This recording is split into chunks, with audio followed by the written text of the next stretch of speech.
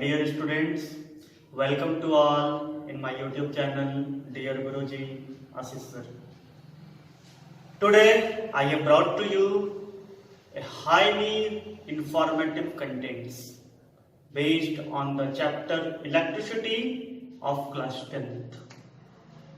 This video tells you a basic information about chapter Electricity, which was really highly informative, but most of the students generally negotiate these topics, but are really not negotiable.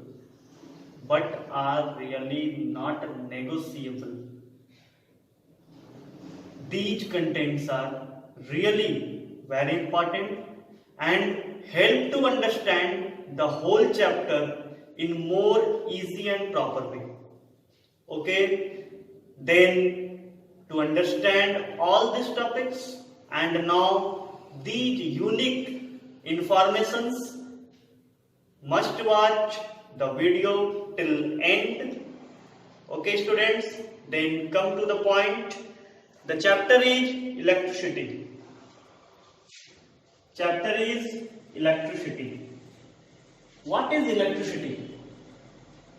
First question is, what is electricity? Do you know? All of you see uses of electricity in your day-to-day life up to a large extent, but really know what is electricity, how it works, what makes the electric current flow from one point to another point? Really know? No. You must use, but you don't know how it is generated and how it is transmitted. How it is generated and how it is transmitted up to a large distance. How a bulb glows. What makes an electric iron or electric heater to get heated, and much more questions. There are so many questions related to these topics. All students read, learn and write the answers in the examination, and they got passed the examination. But are they really learn the chapter? I think most of the students not really learn the chapter. They only memorize the chapter. So in this video, I am trying to all students that they can really learn, they can really understand the real concept of electricity.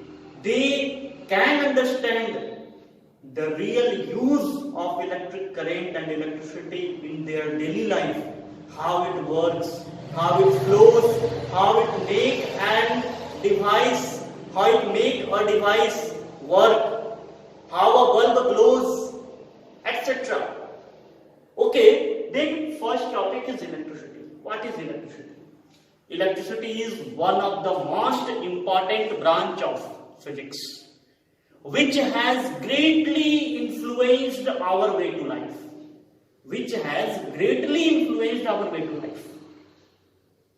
Why it is influenced so much? Because electricity is the most convenient form of energy.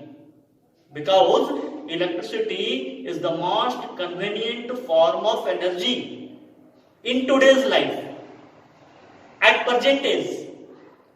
So it is most popular. So it is most important. It has influenced so much. Then do you know from where the word electricity generated? From where the word electricity originated? Most of the students, I think, don't know from where the word originated. What does it actually mean? ये word actually आया कहां से, ये originate कहां से हुआ, वास्तव में इसका मतलब है क्या, इस टर्म का नाम इलेक्ट्रिसिटी क्यों पड़ा, क्या हम वास्तव में जानते हैं? अगर जानते हैं तो बहुत अच्छी बात है, और नहीं जानते तो क्या हमने जानने का प्रयास किया? नहीं जानते हैं इसमें कोई बुराई नहीं है, लेकिन अगर जानने का प्रयास नहीं किया ये गलत है। तो आइए हम जानते हैं कि ये वर्ड इलेक्ट्रिसिटी आया कहां से, ओरिजिनेट कहां से हुआ। तो ये वर्ड इलेक्ट्रिसिटी एक ग्रीक वर्ड इलेक्ट्रॉन से जनरेटेड है, ग्रीक वर्ड इलेक्ट्रॉन से जनरेटेड है। इलेक्ट्रॉन, इसका एक्चुअल मतलब क्या होता है? विच मीन्स अंबर, मीन्स अंबर। अब ये अंबर क्या है भाई? ये तो समझ में आ गया कि ये ग्रीक वर्ड इलेक्ट्रॉन से जनरेट ओरिजिनेटेड है, और ये इलेक्ट्रॉन का एक्चुअल मीनिंग ग्रीक लैंग्वेज में जो होता है वो अंबर होता है। अब ये अंबर क्या है? तो अंबर ये एक फॉसिलाइज्ड समझते हो? दैट मीन्स वैसा ऑब्जेक्ट जो डेड एंड डिकेइंग मैटर या किसी डेड ऑर्गेनिज्म से बना, ठीक है? तो ये एक फॉसिलाइज्ड प्लांट रेजिन है, फॉसिलाइज्ड प्लांट और ट्री का रेजिन है। आप फॉसिलाइज्ड रेजिन का मतलब आप समझ सकते हैं, फॉसिलाइज्ड प्लांट सैप से बना हुआ रेजिन, ये क्या होता है? आप अक्सर देखे होंगे कि किसी पेड़ को, किसी ट्री को आप काटते हो या उसके ब्रांचेस तोड़ते हो, तो जनरली उसके ब्रांचेस से कुछ jelly like, liquid like material वहां से निकलता है, और उस जेली लाइक लिक्विड मटेरियल ही उसके अंदर वो कभी गिरा, बहुत सारे प्लांट्स का एक साथ डेड हुआ होगा, कभी इस तरह की घटनाएं हुई होगी, वो जेली लाइक मटेरियल में कुछ एनिमल्स चिपक गए, डेड हो गए, और वो मटेरियल धीरे धीरे फॉसिलाइज्ड होकर के हार्ड रॉक के फॉर्म में कन्वर्ट हो गए। ये डिफरेंट कलर्स में पाए जाते हैं, और एंशिएंट ग्रीक में इसे एक डेकोरेटिव मटेरियल के रूप में लार्ज लेवल में इस्तेमाल किया गया है। और ये जनरली ऑरेंज, रेड, ग्रीन ये सब कलर्स में ये एम्बर अवेलेबल है हमारे सराउंडिंग में। ये बहुत ही शाइनी होता है, बहुत चमकदार होता है, स्मूथ होता है। तो इस एम्बर से, इलेक्ट्रॉन से इलेक्ट्रिसिटी का क्या कनेक्शन है? चलो ठीक है, एम्बर है तो है, उसका इलेक्ट्रिसिटी से क्या कनेक्शन है? बिकॉज एम्बर अपने नॉलेज के अकॉर्डिंग ये फर्स्ट मटेरियल था जिसमें सबसे पहले ये पता चला कि बॉडी चार्ज होता है, इसे रब करने पे ये इजिली चार्ज हो जाता है, और इजिली चार्ज हो करके और चार्ज का जो प्रॉपर्टी है वो पूरा का पूरा डिस्क्राइब करता है, ठीक है? इसके बारे में सबसे पहला जो एक्सपेरिमेंट था, सबसे पहली जो नॉलेज थी, ये अबाउट 600 BC के आसपास मिली थी। धीरे धीरे लोगों ने इसका यूज करना शुरू किया, इसे डेकोरेटिव मटेरियल के रूप में और अदर मटेरियल्स के रूप में इसका इस्तेमाल होने लगा। बाद में 1600 ईस्वी में, इन 1600 एक साइंटिस्ट थे, उस साइंटिस्ट का नाम था William Gilbert. William Gilbert,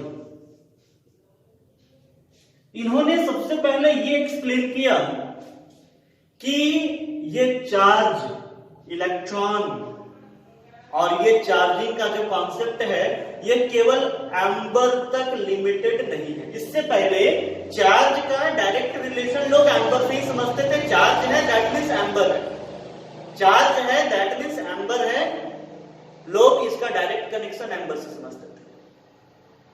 but इन्होंने सबसे पहले 1600 में ये बताया कि चार्ज एम्बर तक लिमिटेड नहीं है, एम्बर के बाद भी चार्ज बहुत सारे फील्ड्स में है, बहुत सारे ऑब्जेक्ट्स में चार्ज को हम ऑब्जर्व कर सकते हैं, देख सकते हैं और उसका यूज हम कर सकते हैं।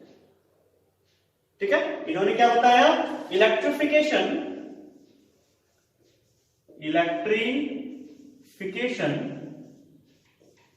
Is not limited to amber, ये एम्बर तक लिमिटेड नहीं है। इसके बाद फर्दर रिसर्च जारी रहे और इसके बाद सबसे पहले 1785 में, इन 1785 में सबसे पहले हमारे एक साइंटिस्ट थे जिनका नाम था चार्ल्स कूलॉम्ब। शॉर्ट में हम चार्ल्स कूलॉम्ब करते हैं, उनका पूरा नाम था Charles Augusto D coulomb. Charles Augusto D coulomb.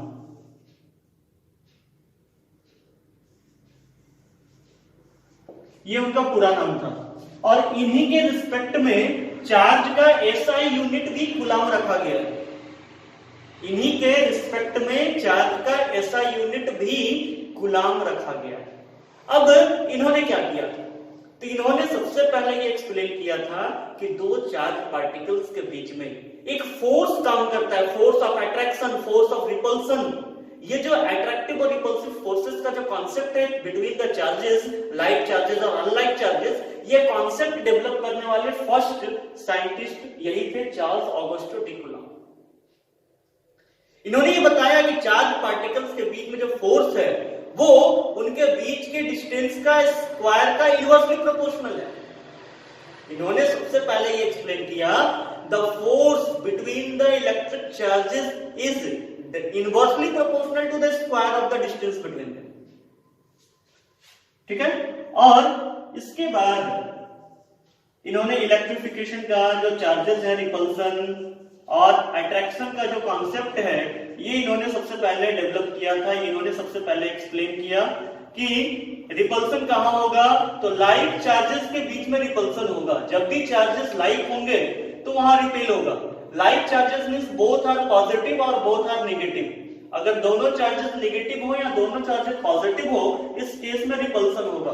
और अट्रैक्शन क्या है, तो अट्रैक्शन कब होगा, तो अनलाइक चार्जेस जब भी होंगे तो यहां पर अट्रैक्शन देखने को मिलेगा। Unlike charges, unlike that means either positive और नेगेटिव, पॉजिटिव और नेगेटिव, कोई भी पेयर अगर बनता है, अपोजिट चार्जेस अगर होंगे तो यहां पर अट्रैक्शन का केस होगा। ये इन्होंने सबसे पहले एक्सप्लेन किया था और चार्ज का कॉन्सेप्ट डेवलप किया, इसलिए इनके रिस्पेक्ट में चार्ज का ऐसा यूनिट भी कूलॉम्ब रख दिया। उसके बाद 19वीं सेंचुरी के बिगिनिंग तक हम लोग ये जान लिए थे, समझ लिए थे कि इलेक्ट्रिसिटी और मैग्नेटिज्म, इलेक्ट्रिसिटी और मैग्नेटिज्म ये दोनों इंटर रिलेटेड टर्म्स हैं। ठीक है, स्टार्टिंग ऑफ 19वीं सेंचुरी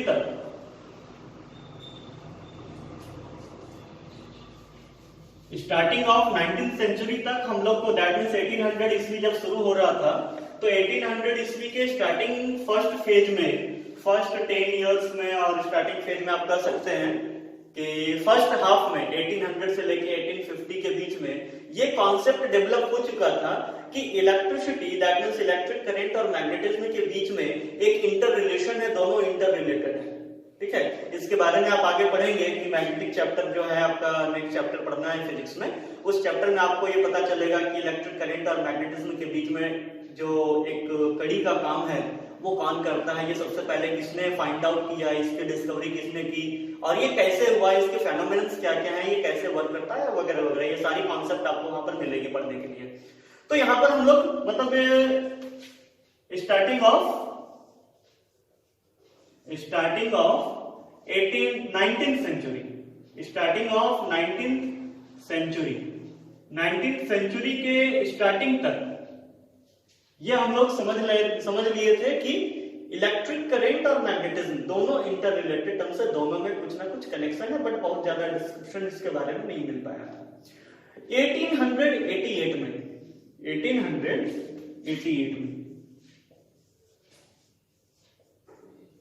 हेनरिच 1888 में हेनरिच हर्ट्ज, नाम आपने सुना होगा, हेनरिच हर्ट्ज। हेनरिच हर्ट्ज नाम के एक साइंटिस्ट थे, इन्होंने इलेक्ट्रोमैग्नेटिक वेव का प्रोडक्शन लैब में किया और बाद में जो टीवी और रेडियो के लिए यूजफुल साबित हुआ। हालांकि इसके बारे में थोड़ा ये इस इलेक्ट्रोमैग्नेटिक वेव के प्रोडक्शन के बारे में थोड़ा एक कॉन्सेप्ट यहाँ पर कुछ बुक्स में और कुछ जगहों पे ये भी जानने को मिलता है कि हमारे देश के एक जाने माने साइंटिस्ट थे जगदीश चंद्र बसु। जगदीश चंद्र बसु ने सबसे पहले इलेक्ट्रोमैग्नेटिक वेव की डिस्कवरी की थी। कुछ जगहों से जानकारी ऐसी मिलती है जगदीश चंद्र बसु का डिस्कवरी सबसे पहले था, बट उस समय ब्रिटिश रूल रहने के कारण, इंडिया में आप सभी को पता होगा कि उस समय ब्रिटिश रूल था, ब्रिटिश रूल रहने के कारण उनका रिसर्च बहुत ज्यादा हाईलाइट नहीं हो पाया। उन्होंने अपने रिसर्च को बहुत ज्यादा हाईलाइट नहीं किया या नहीं हो पाया, जैसे भी कारण रहा हो, रूलिंग पार्टी ने सपोर्ट नहीं किया या जो कारण हो उसमें हमें नहीं जाना है। तो हेनरिच हर्ट्ज के नाम आते हैं कि यहाँ पर इलेक्ट्रोमैग्नेटिक वेव का प्रोडक्शन इन्होंने किया और इलेक्ट्रोमैग्नेटिक वेव के बेसिस पे ही आज पूरा का पूरा मोबाइल नेटवर्क, पूरा का पूरा टीवी, रेडियो और इस तरह के जो वायरलेस सिस्टम है, ये सारा का सारा जो इलेक्ट्रोमैग्नेटिक वेव पे डिपेंडेंट है और उसी पे सारा का सारा वर्क करता है। दैट मींस इलेक्ट्रिसिटी और मैग्नेटिक दोनों की प्रॉपर्टी को, दैट मींस इलेक्ट्रिसिटी के कारण जो मैग्नेटिक प्रॉपर्टी जनरेट होती है, इलेक्ट्रिसिटी के कारण जो मैग्नेटिज्म जनरेट होता है, उस मैग्नेटिज्म का यूज आज लार्ज एक्सटेंट में हो रहा है और इसी के यूज पर आज हम अपनी टेक्नोलॉजी डेवलप करते हैं। तो ये हमारा प्रैक्टिकल एप्लीकेशन है, बट क्या एक्चुअली इन सारे प्रैक्टिकल एप्लीकेशंस को हम प्रॉपर वे में जान पाते हैं? नहीं जान पाते। बस केवल हम बुक पढ़े, एग्जाम में क्वेश्चंस का आंसर लिख कर आ गए और हम पास हो गए, हमें एक सुंदर सा सर्टिफिकेट मिल गया, हम बहुत खुश हो गए। क्या ये रियल में एजुकेशन है? I think it is not the real education. Real में आप एजुकेटेड तब माने जाएंगे जब आप अपनी एजुकेशन का अपने डेली लाइफ में, अपने प्रैक्टिकल लाइफ में यूज कर सके, उसे प्रॉपरली समझ सके। तो आइए देखते हैं इसके आगे और क्या क्या है। ये most convenient form of energy है, ये मैंने पहले बता दिया। Most convenient form of energy के साथ साथ यहां पर मोस्ट कन्वीनियंट इसे किसने बनाया है? Why it is most convenient? Why electricity is the most convenient form of energy। ये most convenient form of energy क्यों है? क्या रीजन है? तो इसके फर्स्ट रीजन में है, it can be transmitted, it can be transmitted up to large distances with a very little loss of energy। इसे बहुत लंबे डिस्टेंस तक हम ट्रांसमिट कर सकते हैं। अपना इसका जो सोर्स ऑफ प्रोडक्शन है, जो एक प्रोडक्शन एरिया है, इस प्रोडक्शन एरिया से काफी लंबे डिस्टेंस तक इसे ट्रांसमिट किया जा सकता है वायर्स के थ्रू। आज इलेक्ट्रिसिटी जहां पे जनरेट होता है, जो पावर हाउस है इलेक्ट्रिसिटी का, क्या वास्तव में हम इलेक्ट्रिसिटी का केवल उस पावर हाउस में ही यूज करते हैं? एग्जैक्टली नहीं करते। पावर हाउस उसका कहीं है और इलेक्ट्रिसिटी का यूज आज कहीं और हो रहा है। काफी लंबे डिस्टेंस तक इसको ट्रांसमिट किया जा सकता है, जिसके कारण ये कन्वीनियंट है। और आज सारे के सारे जो इलेक्ट्रिकल गैजेट्स हमारे मार्केट में अवेलेबल हैं, वो सारा इस तरह से मॉडिफाई हो गया है, हमारा मार्केट इस तरह से आर्टिफिशियली मॉडिफाई हो गया है कि वो सारा डायरेक्टली और इनडायरेक्टली इलेक्ट्रिसिटी पे रन कर रहा है। आप सुबह उठने से लेकर के रात सोने तक जितने गैजेट्स इस्तेमाल करते हैं, जितने डिवाइसेस इस्तेमाल करते हैं, डायरेक्टली और इनडायरेक्टली आप इलेक्ट्रिसिटी का आप यूज कर रहे हैं अपने डेली लाइफ में लार्ज एक्सटेंट तक। आपको अगर कहा जाए can you imagine your life without electricity, आपसे अगर कोई पूछे can you imagine your life without electricity, क्या विदाउट इलेक्ट्रिसिटी आप लाइफ क्या इमेजिन कर सकते हो? क्या आज प्रेजेंट लाइफ स्टाइल जो आपकी है, इस लाइफ स्टाइल में अगर इलेक्ट्रिसिटी ना हो तो आप इमेजिन कीजिए कि आपकी लाइफ कैसी होगी। आई थिंक हम लोग इमेजिन नहीं कर सकते हैं। अगर इलेक्ट्रिसिटी नहीं हो तो हम उसी आदिम जमाने में चले जाएंगे। जिस आदिम जमाने में हमारा उद्देश्य केवल खाना पीना और रहना सोना था, बस उससे ज्यादा कुछ नहीं। आज पूरे वर्ल्ड से कनेक्टेड हैं तो इस इलेक्ट्रिसिटी के कारण। अब यहां पे क्वेश्चन आती है कि ये काम कैसे करता है। अब यहां पर कुछ क्वेश्चंस मैं आपके सामने रख रहा हूं, आप इसे फाइंड आउट करने का प्रयास करेंगे, और नहीं तो मैं इन सारे क्वेश्चंस का अपने वीडियोस के द्वारा 1 बाय 1 आंसर आपको प्रोवाइड करूंगा। आप वीडियोस को कंटिन्यू देखें। Question number 1, what is electricity?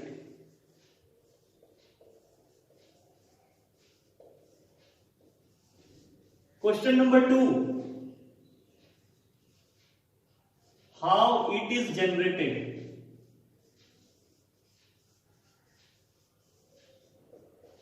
Question number 3, how it flows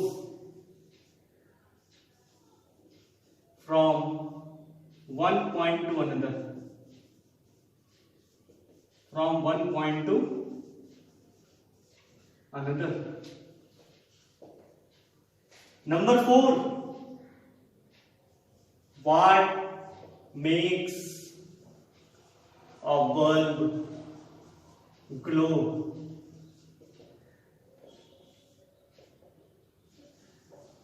What makes an electric iron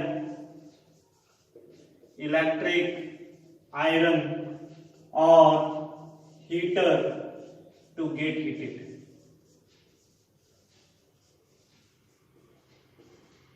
And so much, and many more questions related to this. Okay, what is electricity? Electricity, it is the form of energy which is used in our day-to-day life, and most of the electrical gadgets work on it. Electricity is also known as electric current. There are basically two branches of electricity, electrostatics and electric current. There are basically two branches of electricity. First one is electrostatics and second one is electric current. First one is electrostatics.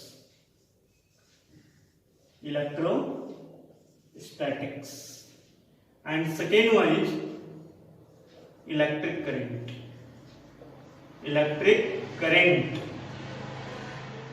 At first, what is electrostatics? Electrostatics word is the combination of two words, electro plus statics. Electro means what?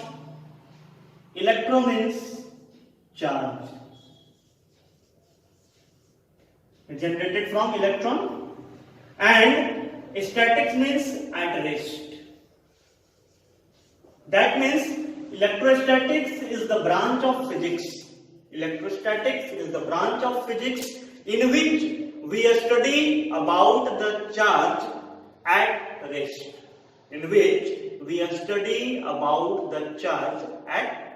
हम लोग इस branch में यह study करते हैं कि charge जब rest position तो वो कैसी प्रॉपर्टी शो करेगा, उसमें क्या क्या प्रॉपर्टीज होंगे, उसके फंक्शंस कैसे होंगे, ये सारी डिटेल जानकारी इस ब्रांच में हम लेते हैं। ओके, अब सबसे पहले यहां पे क्वेश्चन खड़ा होता है व्हाट इज चार्ज और वो रेस्ट पे क्यों है, एक्सप्लेन करेंगे। एक्सप्लेन करने से पहले थोड़ा सा हम इसमें देख लेते हैं इलेक्ट्रिक करंट। यहां पे इलेक्ट्रिक वर्ड का मतलब है चार्ज और करेंट वर्ड का मतलब है इन मोशन। करंट का एक्चुअल मतलब होता है धारा। जैसे पानी बह रही है तो पानी का जो बहाव होता है धारा, इसे हिंदी में कहते हैं विद्युत धारा।